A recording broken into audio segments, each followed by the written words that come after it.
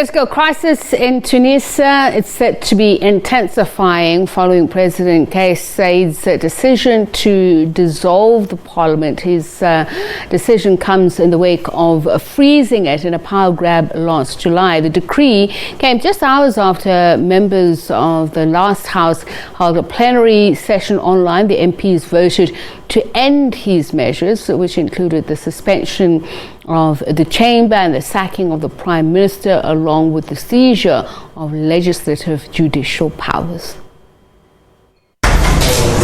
The president has vowed that the legislators who have opposed presidential rulings in the virtual meeting will be prosecuted on heavy charges of conspiring against state security. Tunisia's Justice Minister has since launched a judicial investigation against more than half of the members of the now dissolved parliament who took part in the online session. As many as 121 out of 216 of them have been summoned for questioning by an anti-terrorism unit on Friday. The mass investigation marks a major escalation in the president's targeting of his opponents, who have been openly defying his attempts to remake the political system in what they call a coup. The centre-leftist partisan groups have accused the president of having, over time, lost trust from the educated segments of Tunisian society and major parties. This despite continuing to enjoy grassroots popular support. Many Tunisians have welcomed the actions undertaken by Saied. President Saied says his move is necessary to save the country from a corrupt, self-serving elite. He's accused them of politically paralyzing the country and economic stagnation. However, the president has to date not taken concrete steps to tackle much-needed reforms. His moves have triggered accusations that he's taking the country back towards a one-man rule. Sami Hamdi is Managing Director of the International Interests Global Risk and Intelligence Company. He joins us now to talk a little bit more about these developments in Tunisia. A very good evening to you, and thank you so much for speaking to us. So, what are your thoughts on what has happened? Is it constitutional or not?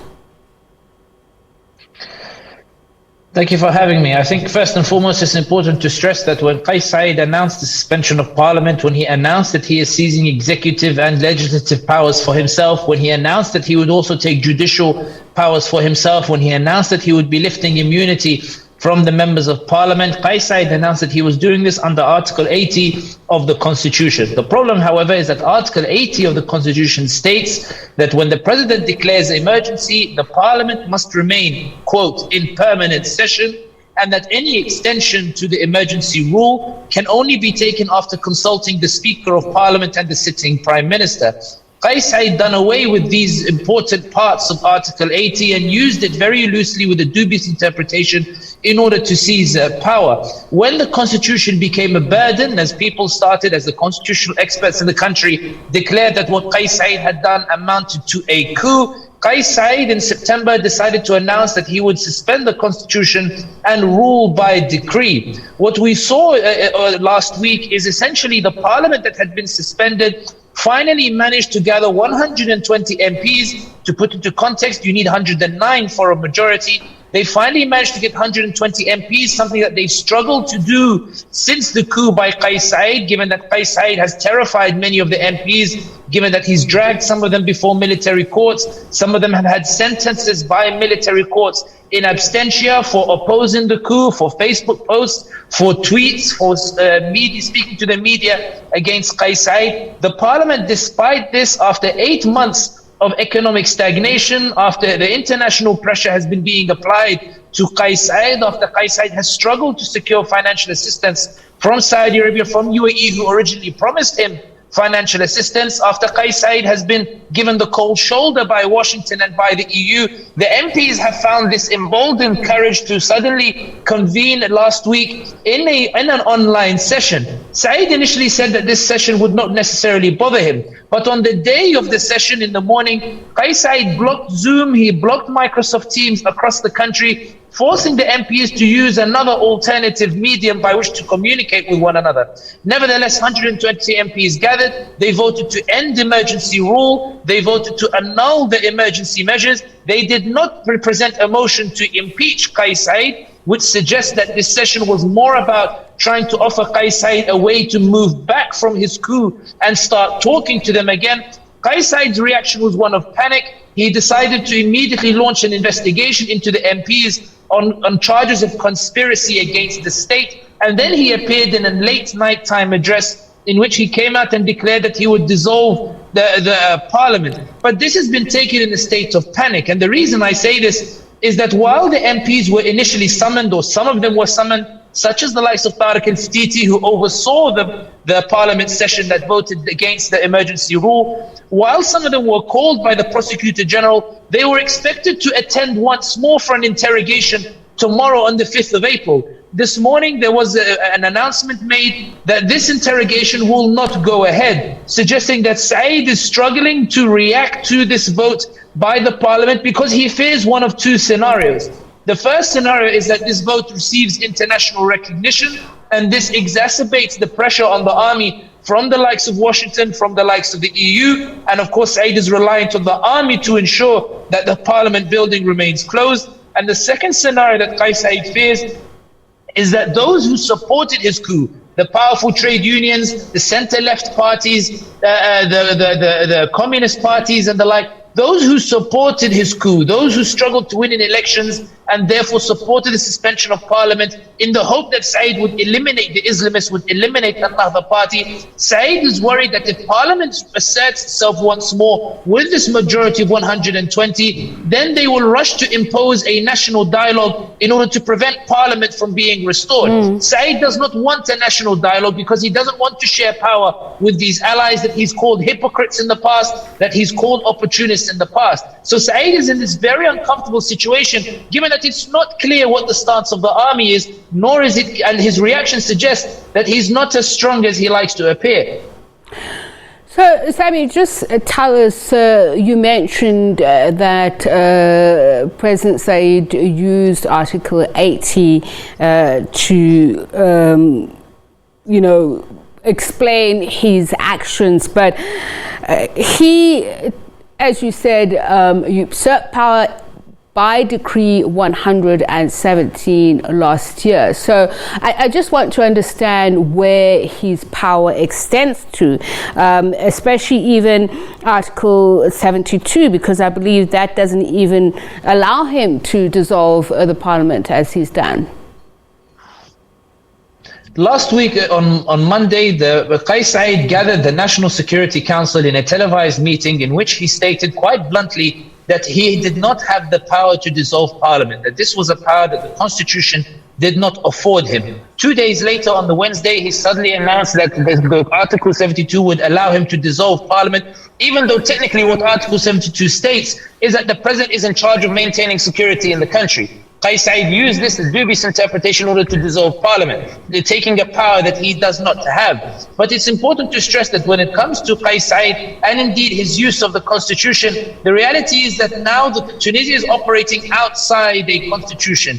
Tunisia is operating on the basis of a vacuum of legitimacy and a vacuum of power. The reason that Kais Saied at this moment is strong, the reason why he was able to launch his coup was primarily because of the public discontent towards the political system as a whole. The idea that the ordinary Tunisian was very frustrated that after 3 elections with 3 different parliaments, with 3 different parties, each time this parliament has failed to deliver on the aspirations of the Arab Spring. And as a result, there is a lot of hatred towards the institution of parliament and also towards the idea of a democratic transition that's being celebrated for being democratic, but is not delivering on what people revolted for in the first place, which is employment opportunities, which is to be lifted out of poverty, which is to have access to healthcare, which is to have access to food. And this is where Saied's power comes from. It comes from this hatred of parliament, not a love for Kais Saied. Remember, Kais Saied in the 2019 elections in which he won, in the first round, he only won 19% of the vote. The reason he won a landslide in the second round was because his alternative or his opponent was Nabil Al-Qarwi. And Nabil al-Qarwi was seen as somebody associated with corruption, with the barons of the country, the businessmen who are believed to have taken or siphoned money off the state. And therefore Tunisians flocked to Kais Saied out of hatred for Nabil al-Qarwi, not for Kais Saied. So when the question is where does Kais Saied's power comes from, it doesn't come from the constitution. It comes from this popular anger that made even the army hesitate to go against Kais Saied. The problem now is that after 8 months of Kais Saied having all this power for himself, there is no change in the economy. The economy, in fact, has gotten worse. Fitch Ratings has downgraded Tunisia. There's no financial assistance on the way, despite numerous calls by Kais Saied to Saudi Arabia and the UAE. Biden did not invite Tunisia to the Democracy Summit and continues to give the cold shoulder. And such is Said's concern over Washington's stance that when the Deputy Secretary of State of the US visited Tunisia 2 weeks ago, Said released his political prisoners a day before the visit for fear that they would be the subject of conversation between him and between the Deputy Secretary of State. So Said's power, which originally came from the popular discontent, Said is now concerned that that discontent is now turning towards him as a result of his failure to deliver, given that he cannot blame Parliament, he cannot blame anyone else, given that he has taken all that power for himself and he's been able to do exactly anything he wants. So now there's this awkward wrestling for legitimacy now in Tunisia, in that the Parliament has voted. Said is unsure what he can do against this Parliament. The army is silent, the army hasn't moved on this, and now there's this sort of monitoring situation take place as Said tries to see to what extent this vote will actually harm him, and Parliament tries to see to what extent this vote will mobilize momentum in its favor.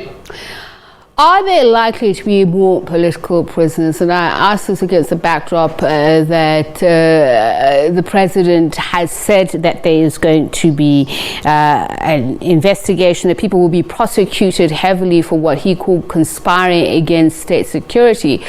And I want to know if there is judicial independence. Kais Saied has been dragging his political opponents before military courts on charges of insulting him, on charges of insulting the army, on charges of opposition to the coup and conspiring against the state. Some of these MPs have been put in prison, but the problem is that judiciary on many occasions has released these political prisoners on lack of evidence. Such was Kais Saied's frustration that he decided to unilaterally dissolve the High Judicial Council and replace them with judges that are loyal to him in order to be able to secure verdicts against those that he accuses of corruption, essentially against his political opponents who denounce his coup. The reality is that for Kais Saied, going after the MPs, he's now charging them with conspiracy against the state, which carries the penalty of execution, which carries the death penalty. And this is why I think that when it comes to this investigation, it's why we see now there is hesitancy. The MPs were supposed to turn up to the Attorney General tomorrow for another interrogation. That's been delayed indefinitely with no information as to why or when the interrogation will be held, suggesting that something has happened between last Wednesday and between today that suggests that Kais Saied does not necessarily have the power to go after these MPs in the manner that Sisi did in Egypt after his coup in 2013. It's also worth noting that some of Said's most prominent supporters, including a man called Osama bin Arfa, on Facebook released a video, somebody who's very close to Kais Saied, released a video in which he claimed that the army chief of staff told Kais Saied when it was suggested to him that he arrest Rashid al-Ghannouchi, the head of the largest party in parliament. The army chief of staff said that this was impossible. The claimant would not tolerate the arrest of somebody like Rashid al-Ghannouchi, and, quote, Washington is breathing down his back. The suggestion being now that Saied is trying to find the power to impose himself against this vote, but there is a sort of wait and see approach monitoring. Nobody is sure how this is going to play out. Okay, just before we run out of time, Sami, do you think that there will be a constitutional referendum, as President Saied has said, and are Tunisians ready for this? And even if there is a constitutional referendum, can there be trust that there will be democratic elections held not long after? First of all, Kais Saied calls it a referendum, but in reality it's an online blog in which Tunisians declare their support for Kais Saied, and Kais Saied will unilaterally write a new constitution in which he will change election laws, given that the election laws that are currently in place keep producing different results. Saied wants a result that guarantees a victory for him, not one that keeps providing a different parliament and one that is unpredictable.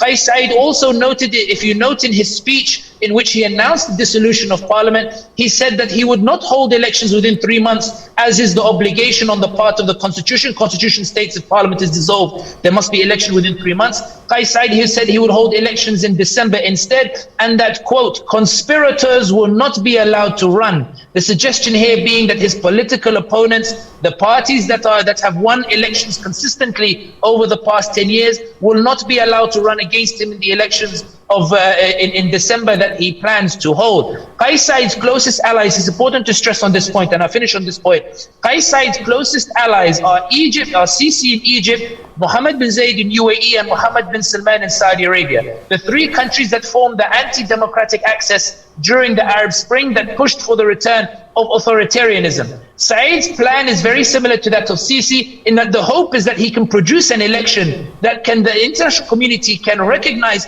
despite its flaws, despite its banning of parties from participating, and despite its guarantee of success for the incumbent. And this is why when it comes to referendum or indeed elections, it's important to stress that Kais Saied is not interested in a referendum nor a constitution. It's about trying to go after his political opponents to cement his coup, and the parliamentary vote that took place was a body blow to that. And now Kais Saied is scrambling to reimpose himself once more and assert that this parliament now is finished and that he is the sole power in the land.